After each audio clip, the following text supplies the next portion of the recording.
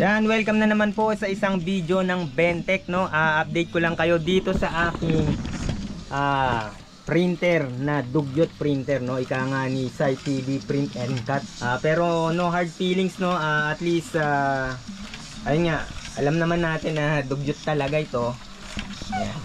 Ang dumi ng mga ano, no, ng mga tangke, no? Pero as long as nagpiprint siya ng okay, na maayos, okay kay Bentech.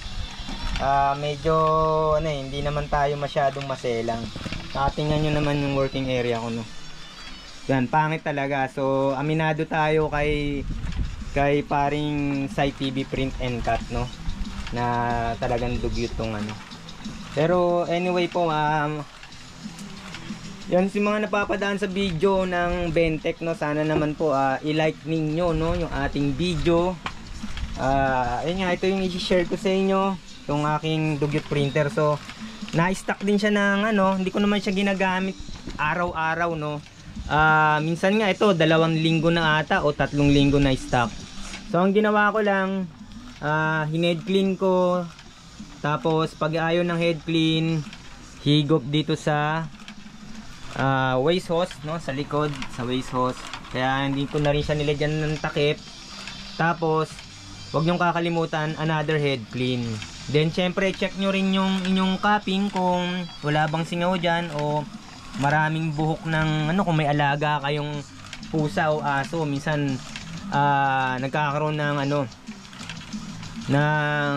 dyan, build up ng dumi. So yun, nagkaka-epekto rin yun sa print, sa quality ng print.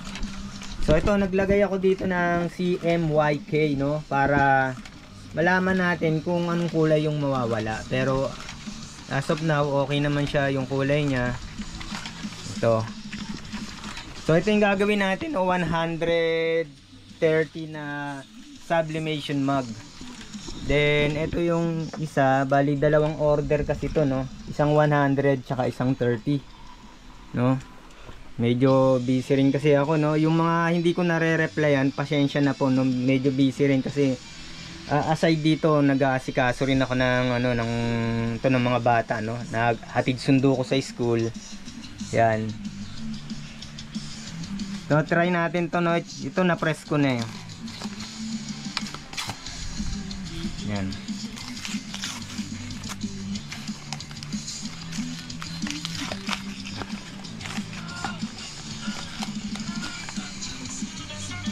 Yan, to full height siya, no. Full height siya, ang size niya 3.75 by 8. So ang ginagawa ko, dalawang image lang sa isang A4. Pero pwedeng tatluhin yan, kaya lang medyo sasabit-sabit na yung yung head dito sa sublimation paper, no. Kasi halos sakto. Tsaka hindi mo mapo-full height kung tatlo yung ilalagay mo dito. Yan. Medyo nabitin pala sa taas, no. Medyo biting sa taas, no. Kulang pa sa height.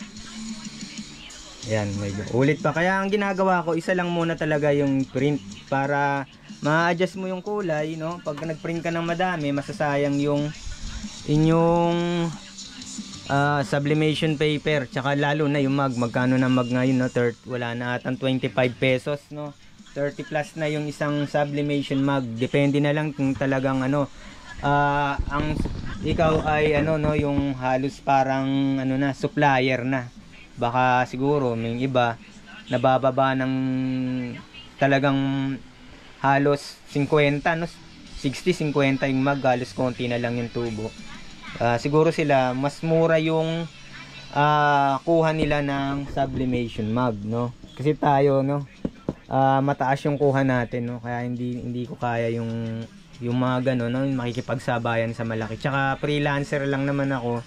Talagang small time lang tong ating Actually hindi naman tong matatawag na shop, oh.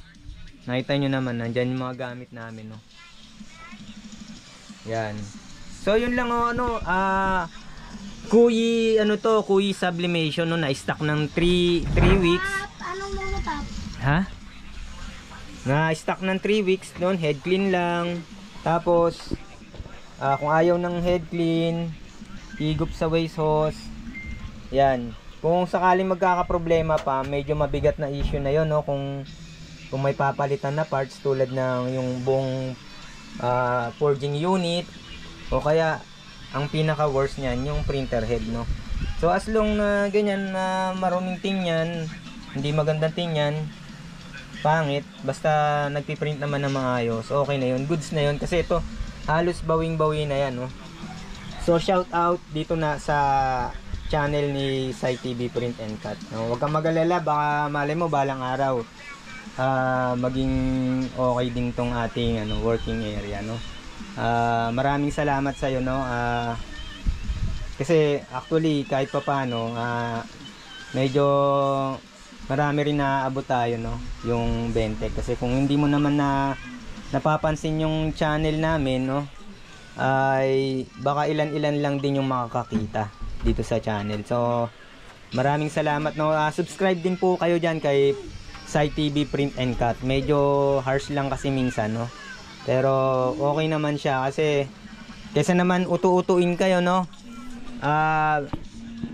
Utu-utuin kayo, puro magaganda yung sasabihin sa inyo, pero ililink ka naman sa o bibigyan ka ng mahal na produkto, no? Mas yun, no? Hindi ka pa nagsisimula, parang losses na, no? Yung mga printer na halos doble yung presyo, pero actually kung bibilin mo lang siya sa mga official official o mga flagship store, mababa lang yung presyo niya. Tsaka yung ink kasi, yung mga ink na yan, napaka yung supply niya madali siyang makita, no?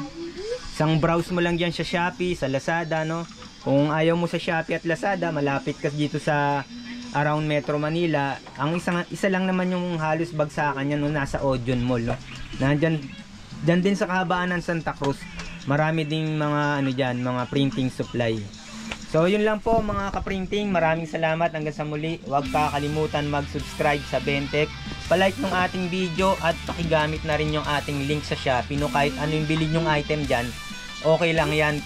Malaking tulong na rin sa ating channel, no? Yan. Yan, may asikasuhin pa kaming naglalaba yung aking anak. Tapos ayan. Yan, nag-aasikaso ako ng bata. Ayan, maraming salamat, hanggang sa muli.